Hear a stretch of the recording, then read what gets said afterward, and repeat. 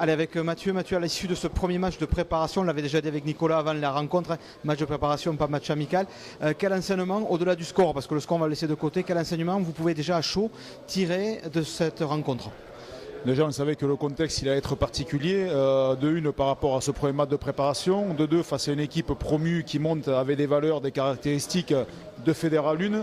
Donc voilà, on s'attendait vraiment à être chahuté sur les phases de combat, sur les phases de conquête, que ce soit en mêlée fermée et surtout dans les rucks où ils ont été beaucoup plus présents que nous, beaucoup plus agressifs et où ils ont mis beaucoup plus d'investissement.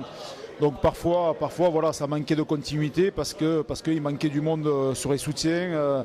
On n'a pas été assez précis sur les libérations de balles. Voilà, ce qui nous aurait permis de mettre plus de volume dans le jeu et mettre plus de continuité. Voilà.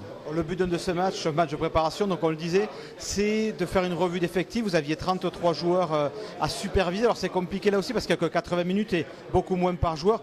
Cela dit, est-ce qu'il y a quelques certitudes, en tout cas des idées précises qui se dessinent après ce match?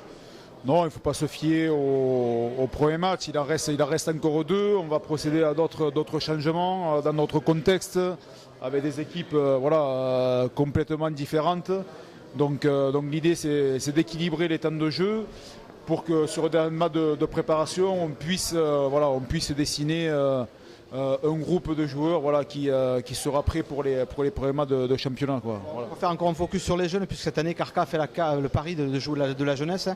Ces jeunes, ils ne sont pas échappés. On les a vus au Four et au Moulin. On a vu Thierry Paiva très actif dans le jeu, dans la défense. On a vu Thomas Leno en première mi-temps, pas mal non plus. Enfin, je ne vais pas les nommer. Par contre, Pedro Betancourt, on a l'impression qu'il y a un petit pépin, non? Pedro Betancourt, donc entorse de la cheville. Voilà, c'est avec Fabien Grammatico qui a subi une commotion. Ça va être les deux blessés de la soirée. Voilà, ensuite concernant les autres jeunes, on n'est pas surpris par leur investissement, par leur détermination et leur volonté à vouloir montrer qu'ils sont là, qu'ils existent. C'est à mieux. C'est à mieux qu'ils continuent et voilà, à nous montrer qu'ils sont là et ça va faire un plus pour l'équipe et que tout le monde est concerné, quoi. Merci Mathieu, donc, et puis surtout bon débrief parce que c'est maintenant que le boulot va commencer aussi à partir de la vidéo.